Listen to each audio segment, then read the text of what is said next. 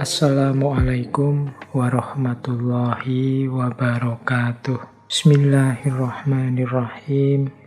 Jadi istilah homo faber itu tadi saya bilang dari bahasa Latin, karena homonya sendiri dari bahasa Latin yang artinya manusia.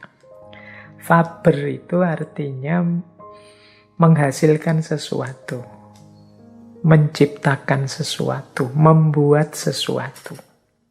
Jadi manusia itu makhluk yang menciptakan sesuatu, membuat sesuatu, menghasilkan sesuatu.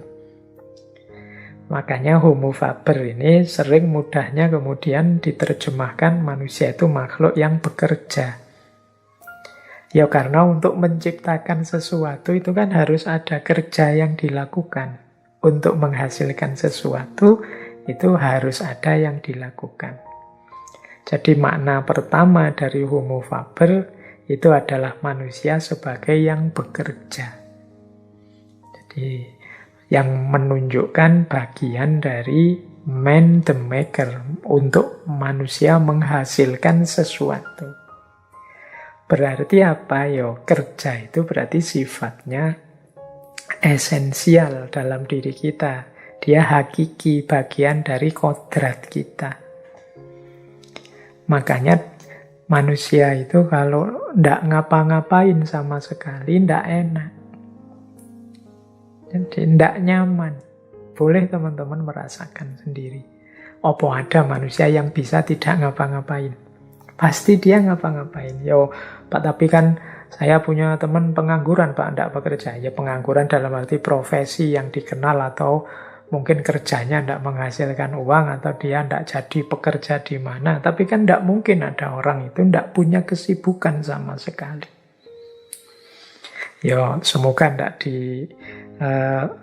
seperti guyonan hari ini kan, kesibukanmu apa hari ini? Wah, saya hari-hari ini sibuk sekali nganggur.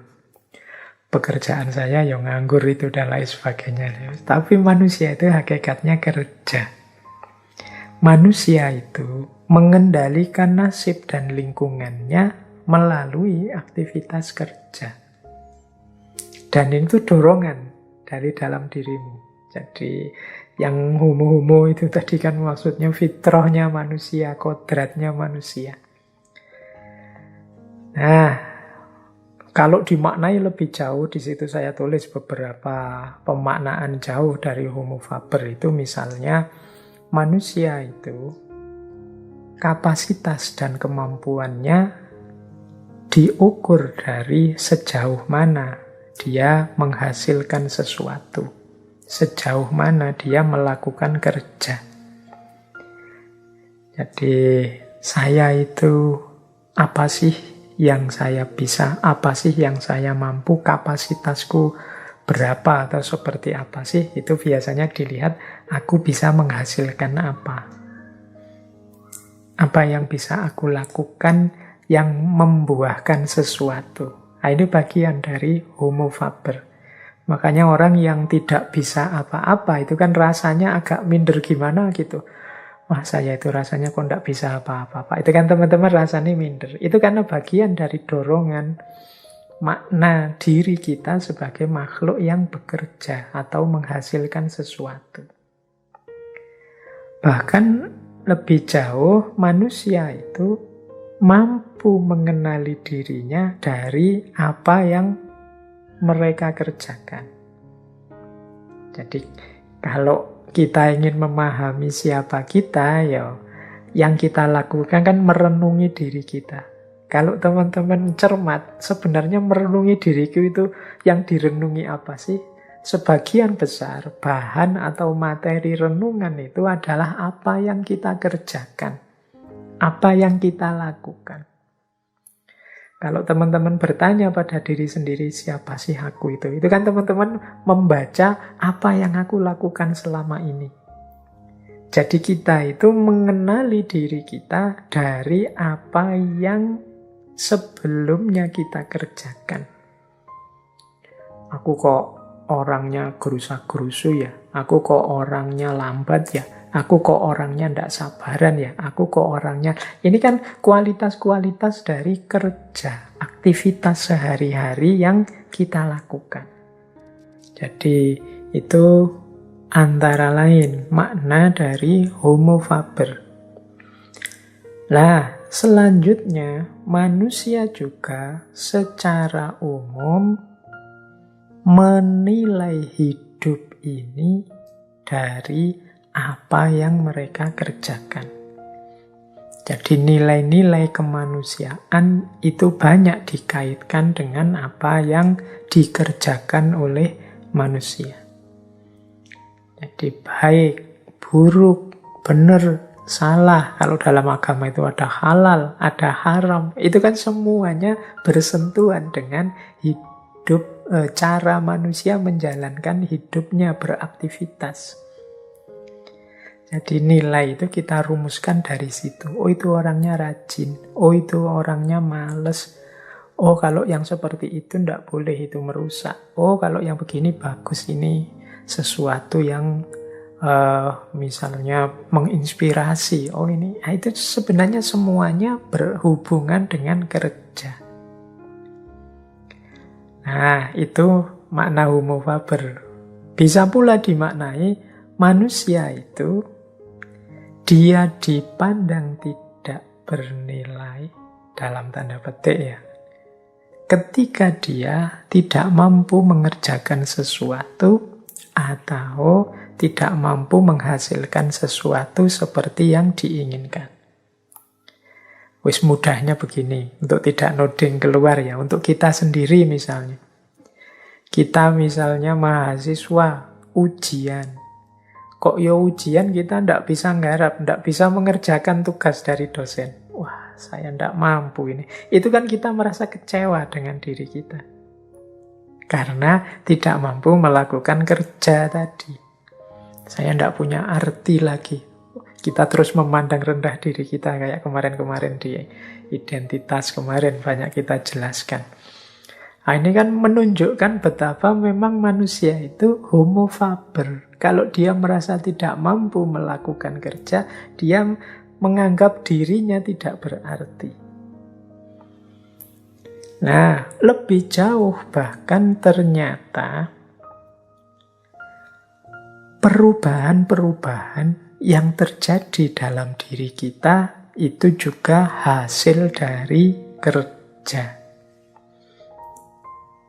Jadi kita ini, diri kita seperti apa konstruksinya hari ini, itu adalah buah dari kerja yang kita lakukan. Berpikir, merenung itu penting, tapi jauh lebih berpengaruh kerja yang kita lakukan, tindakan yang kita lakukan. Kita berpikir tentang, wah ini baik, itu baik. Menurut saya membantu orang lain itu utama. Menurut saya gotong royong itu bagus. Menurut saya hidup tertib itu bagus. Itu kalau cuma dalam pikiran, dia tidak membawa pengaruh besar untuk hidup kita. Tapi pengaruh besar itu tampak ketika kita mewujudkannya dalam kerja, dalam tindakan yang sifatnya aktual sehingga melahirkan sesuatu. Jadi kerja itu selain mungkin melahirkan tujuan dari kerja itu sendiri, nantinya efek kerja itu juga membentuk diri kita sebagai pribadi. Nah, nanti ada banyak uraian tentang itu di belakang. Bahkan, ya kalau diuraikan lagi lebih jauh, dunia ini, alam semesta ini berkembang itu juga karena hasil karya, hasil kerjanya manusia. Jadi kalau kita sering mendengar istilah hidup ini kan berkembang, hidup ini kan dinamis, itu sebagian besar perkembangan dinamika itu buah dari kerja dan karya manusia. Jadi ini salah satu anugerah Allah yang luar biasa pada manusia. Selain animal rasional atau homo sapiens atau berpikir tadi, itu juga termasuk kerja. Jadi di antara penciri khususnya manusia ya di aspek kerja ini. Baik, itulah makna-makna dari homo faber. Jadi kalau ada yang tanya, Pak, kok yang diangkat malah tema kerja sih Pak untuk memahami hakikat diri? Ya karena memang bagian dari kedirian manusia itu ya aspek kerja ini. Meskipun saya tahu di pikiran teman-teman kalau saya ngomong kerja itu mesti yang terbayang kerja apa, saya besok profesiku apa, saya harus melamar kerja kemana, kan hanya itu. Makanya sering orang kemudian merasa tidak nyaman ketika membahas kerja ini karena diasumsikan kerja itu mesti nanti menyinggung diriku yang masih nganggur atau yang masih gamang dengan kerjaku di masa depan, profesiku di masa depan. Ya, semakin kita pahami nanti kan kita semakin pas cara memposisikan dunia yang kita labeli dengan istilah kerja ini.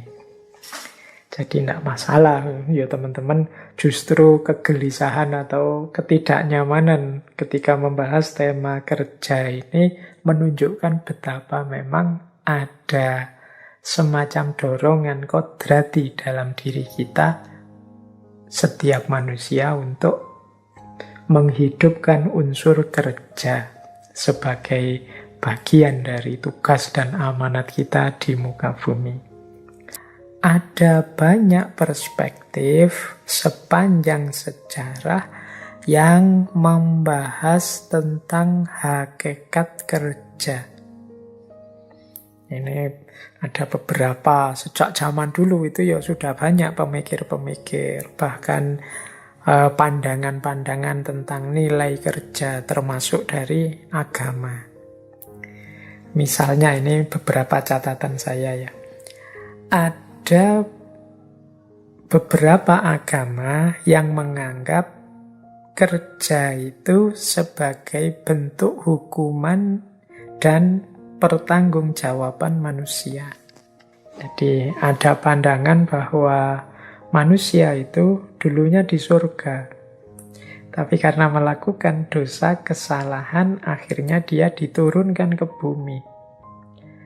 Loh, kalau dia dulu di surga kan enak, apa-apa terjamin, pingin apa saja terpenuhi. Tapi begitu dia turun ke bumi, tidak bisa seperti di surga lagi. Akhirnya ya untuk memenuhi kebutuhannya dia harus bekerja, dia harus bersusah payah. Nah, ada yang bilang ya ini konsekuensi dari dosa yang dia lakukan. Jadi kerja itu ya hukuman, salahi sendiri dia berdosa. Nah, ada pandangan yang seperti itu. Jadi kerja itu hukuman dan sekaligus pertanggungjawaban manusia di muka bumi. Nah, jadi kerja juga bagian dari tanggung jawabnya manusia. Ada juga pandangan begitu. Jadi manusia itu kan di muka bumi ini tidak kok hidup untuk senang-senang saja. Ada banyak tanggung jawab yang harus dia pegang. Dan itu tidak mungkin terpenuhi kalau dia tidak mau melakukan apa-apa. Dia tidak mau kerja. Jadi kerja itu ada yang bilang hukuman, ada yang bilang tanggung jawab. Ada pula pandangan yang bilang kerja itu bagian dari panggilan Tuhan. Jadi kerja itu sesuatu yang suci. Kerja itu satu bentuk pengabdian manusia terhadap hidupnya. Jadi bekerja itu sama sucinya seperti orang yang berdoa. Bekerja itu sama sakralnya. Kalau dalam Islam kan aktivitas apapun, kerja apapun yang kita lakukan, kalau niatnya lillahi ta'ala, itu dia nilainya ibadah. Itu sama-sama sakral. Ada banyak cerita kalau teman-teman mungkin pernah mendengar atau membaca hadis yang menceritakan bagaimana Rasulullah mengkritik, mengingatkan sahabat yang hidupnya untuk ibadah terus, tidak mau kerja. Atau juga pernah Rasulullah mengingatkan seorang sahabat yang waktunya orang kerja dia di masjid. Terus waktu ditanya, lah hidupmu yang nanggung siapa? Yang nanggung saudaranya. Maka terus Rasulullah bilang, wah saudaramu lebih mulia. Ibadahnya bisa terhitung lebih banyak daripada kamu. Karena kerja itu ternyata untuk memenuhi kebutuhan itu juga bagian dari ibadah. Jadi kerja ternyata juga termasuk panggilan Tuhan. Ini perspektif yang lain. Nah, ada juga satu masa, satu fase sejarah manusia yang menganggap kerja, apalagi kerja fisik, apalagi kerja keras, itu hanya untuk orang-orang yang levelnya rendah.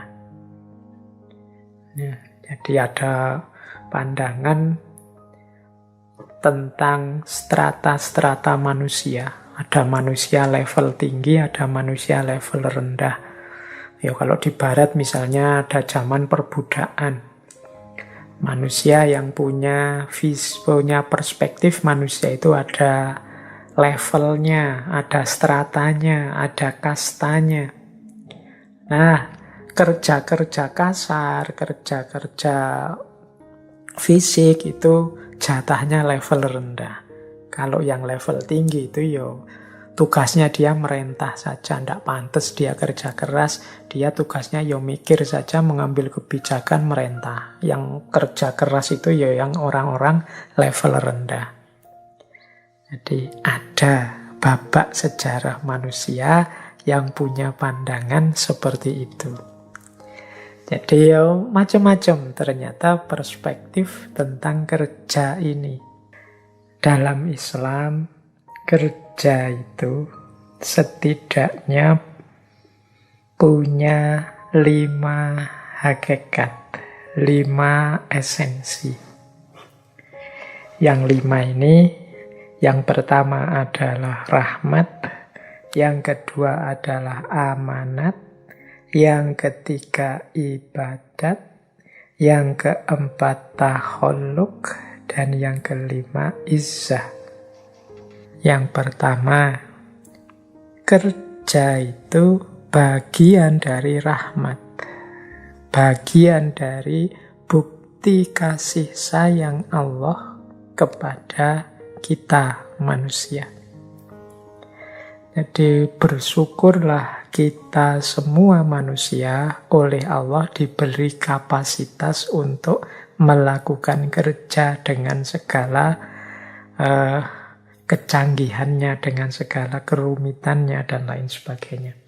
Ini anugerah yang luar biasa, aspek rahmat ini.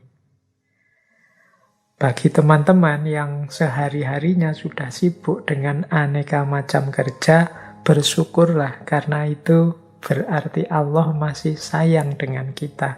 Allah masih memperhatikan kita sehingga terbuka kesadaran kita untuk melakukan kerja-kerja. Banyak loh orang yang tertutup hatinya sehingga disuruh kerja tidak mau. Tidak punya kesadaran untuk kerja. Misalnya dia lebih suka menggantungkan hidupnya pada orang lain. Berarti kita yang terbuka hati kita, terusik ketenangan kita untuk terdorong melakukan kerja demi kerja, itu berarti masih mendapat rahmat, mendapat sayangnya Allah. Ya lawannya kerja itu kan males. Jangan dikira, Pak, lawannya kerja itu mikir. Enggak, kalau mikir itu bagian dari kerja juga. Lawannya kerja itu males. Jadi orang yang tidak mau kerja ya tentunya orang males. Salah satu sifat yang tercela, kasal. Jadi hakikat kerja yang pertama dia adalah rahmat. Bagian dari kasih sayang Tuhan pada kita. Berarti ketika kita, wah saya kok sibuk sekali ya, banyak aktivitas, banyak tanggung jawab yang harus saya selesaikan, bersyukurlah. Berarti Allah masih sayang dengan kita. Masih dibuka hati kita untuk sadar tanggung jawab kita. Yang kedua, kerja itu amanah. Jadi, ya sebagaimana kita tahu ya, manusia itu dalam hidup ini kan oleh Allah dihadirkan di muka bumi ini tidak hanya untuk senang-senang, tidak hanya untuk menikmati hidup, tapi ada tugas-tugas, ada amanat-amanat yang harus kita selesaikan, yang harus kita pertanggungjawabkan. Pak, saya kerja sebenarnya ndak mikir ke sana kok Pak, yang penting saya hanya biar ndak lapar saja, biar saya bisa makan cukup dan tetap sehat.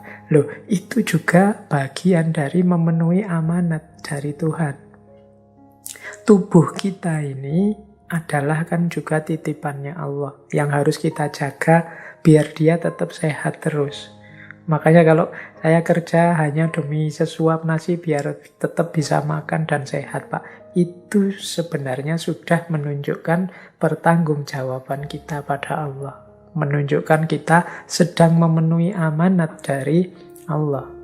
Apalagi kalau itu untuk menafkahi keluarga, apalagi untuk menafkahi, mungkin membantu orang tua dan lain sebagainya. Apalagi kemudian untuk membantu sesama sekeliling kita dan lain sebagainya. Ini menunjukkan kita pribadi yang amanah. Kerja itu dalam rangka kita memenuhi amanat dari Allah dalam bentuk apapun. Ya enggak selalu definisinya kerja itu kan teman-teman membacanya kita mencari nafkah yang diberi uang atau diberi upah atau gaji. Kerja untuk misalnya memperbaiki jalan, kerja untuk membantu tetangga yang kesusahan, kerja apapun kan jenis-jenis kerja itu pasti bagian dari tanggung jawab kita atas amanat-amanat yang diberikan oleh Allah pada kita. Jadi kerja itu rahmat, kerja juga amanah. Orang yang tidak mau bekerja, tidak mau beraktivitas, tidak peduli tugas tanggung jawabnya di muka bumi, ya kita menyebutnya orang ini tidak amanah. Baik, itu rahasia kedua dari kerja. Yang ketiga, kerja itu bernilai ibadah. Nah, nilai ibadah ini tadi saya singgung sebentar. Apapun aktivitas kita, kalau nawaitunya, niatnya lillahi ta'ala dalam rangka memenuhi amanat tanggung jawab dari Allah, maka dia bernilai ibadah. Apapun itu.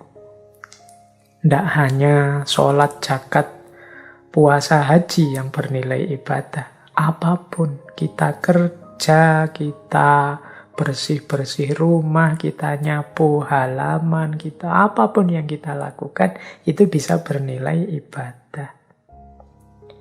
Jadi ternyata ada banyak jalan untuk kita dekat kepada Allah. Ibadah itu kan cara kita mengabdi, menghamba kepada Allah. Sehingga Allah kemudian ridho dengan kita dan kita bisa kembali padanya dalam situasi yang mutmainnah, radiyatan mardiyah. Kita ridho dan diridhoi oleh Allah. Itu ternyata segala aktivitas, segala kerja yang kita lakukan bisa masuk bagian itu. Bagian dari ibadah. Jadi teman-teman, tidak harus kemudian orang yang tiap hari di masjid saja, orang yang tidak pernah kemana-mana ibadah, wiritan saja kemana-mana bawa tasbih. Itulah seorang abid, ahli ibadah. Tapi juga orang yang mungkin kelihatan pekerja keras sekali, atau kadang-kadang kita menyebutnya ini pekerja kasar, kerja di jalan-jalan. Kita kan sering lihat orang kerja kelihatannya berat sekali, siang-siang dan lain sebagainya. Itu nilainya bukan hanya nilai duniawi, itu bisa bernilai ibadah. Ya tentu saja kalau niatnya pas, cocok. Jadi jangan dikira orang yang beribadah itu yang sehari-harinya di masjid terus, atau kemana-mana pegang tasbih terus, atau pakai baju apa, dan lain sebagainya. Segala aktivitas bisa bernilai ibadah. Segala kerja bisa bernilai ibadah. Nah, itu rahasia yang ketiga. Rahasia yang keempat dari kerja adalah takhalluk. Takhalluk itu mungkin kalau pakai bahasa Indonesia itu diterjemahkan pembentukan karakter, pembentukan akhlak. Jadi kerja itu membentuk diri kita, membentuk karakter kita. Itu takhalluk namanya. Jadi kita kan selama ini berpikir manusia itu dibentuk oleh ideal-ideal atau pikiran-pikirannya, atau rujukan-rujukannya. Ya sebagian mungkin benar seperti itu, tapi jangan lupa ketika manusia menerjemahkan ideal-ideal tadi dalam kenyataan, itu justru yang dia lakukan dalam kerja konkret ini yang lebih membentuk dirinya. Jadi kita terbentuk oleh kerja yang kita lakukan. Misalnya teman-teman melakukan secara terpaksa karena sekarang zaman corona, kemudian kuliahnya atau banyak kerja kita dilakukan secara online, daring. Sehingga sekarang kesibukan kita itu banyak sifatnya lewat HP, lewat laptop, dan seputar itu. Loh, gaya hidup kita, kepribadian kita, pola hidup kita itu kan akhirnya pelan-pelan tercetak sebagai manusia yang bergaya hidup digital. Dengan segala pola dan konsekuensinya. Dan itu pasti mempengaruhi isi diri kita. Itu yang disebut takhalluk.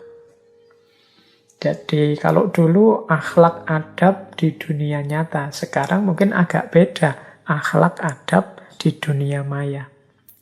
Yang ini pelan-pelan membentuk diri kita.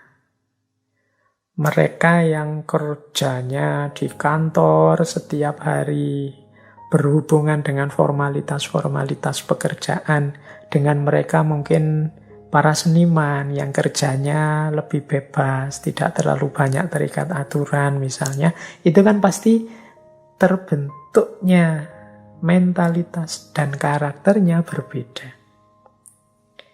Jadi karena manusia itu kan banyak dipengaruhi oleh lingkungan yang berputar di sekeliling dia, termasuk kerja-kerja yang dia lakukan. Jadi rahasia yang keempat dari kerja, kalau menurut agama ya takhalluk. Makanya penting kita memastikan kerja yang kita lakukan itu sesuatu yang baik, sesuatu yang benar, sesuatu yang pantas, berakhlak dan beradab. Karena pada gilirannya kerja itulah yang membentuk diri kita menjadi dasar eksistensi kita. Sering saya sampaikan bahwa manusia itu hakikat dirinya itu bukan sesuatu yang harga mati. Dia terbentuk oleh kebiasaan-kebiasaan. Ya kebiasaan itu kan berarti aktivitas-aktivitas, kerja-kerja yang dia lakukan secara rutin dan kontinu. Orang yang terbiasa bohong, ya dia jiwanya terbentuk jadi pembohong. Yang aktivitas kerjanya menuntut dia sering bohong, terbentuk jadi pembohong. Demikian juga sebaliknya. Inilah yang dimaksud bahwa kerja bernilai takhalluk. Yang kelima, kerja juga berhubungan dengan izzah, kehormatan diri. Jadi, status kita di tengah masyarakat. Ini seperti yang kita jelaskan tadi ya sebelumnya, bahwa kerja itu berpengaruh terhadap pengakuan, penerimaan, dan status kita di tengah masyarakat. Jadi kerja itu punya unsur izzah.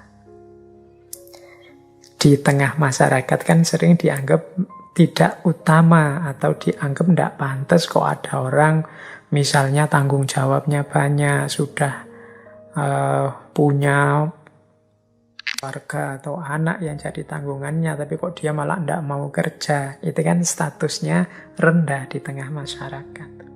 Atau orang yang tergantung pada orang lain, tidak bisa memenuhi kebutuhannya sendiri, menunggu pemberian orang lain. Nah, ini orang seperti ini itu bisa kehilangan harga dirinya, kehilangan izzahnya. Maka di antara rahasia dan makna kerja itu izzah. Orang yang banyak kemampuan, banyak kebisaan, aktif melakukan berbagai aktivitas, itu keberadaannya lebih diakui di tengah masyarakat. Dia juga dipandang orang yang punya nilai, orang yang bernilai. Dibandingkan orang yang mungkin, kalau bahasanya anak-anak hari ini ada istilah rebahan saja. Jadi tidak ngapa-ngapain. Tidak ada sesuatu yang keluar dari dirinya. Tidak aktif, tidak produktif. Ini di tengah masyarakat itu mungkin dia dianggap, kalau bahasa Arab itu ada pepatah wujuduhu ka'adamihi. Wujuduhu ka'adamihi itu dia ada atau keberadaannya dianggap tidak ada. Jadi dia ada dianggap tidak ada. Wujud tapi dianggap adam. Adam pakai ain ya, bukan pakai alif. Nanti disamakan dengan Nabi Adam. Adam itu artinya tidak ada. Jadi wujuduhu ka'adamihi itu keberadaannya sama seperti dia tidak ada. Kamu ada atau tidak nambah apa-apa. Tidak memberikan apa-apa, tidak berkontribusi apa-apa. Mungkin karena malas, karena tidak mau ngapa-ngapain. Itu kan izzah, harga diri. Tidak enak kan kita kalau dipandang rendah oleh orang lain seperti itu.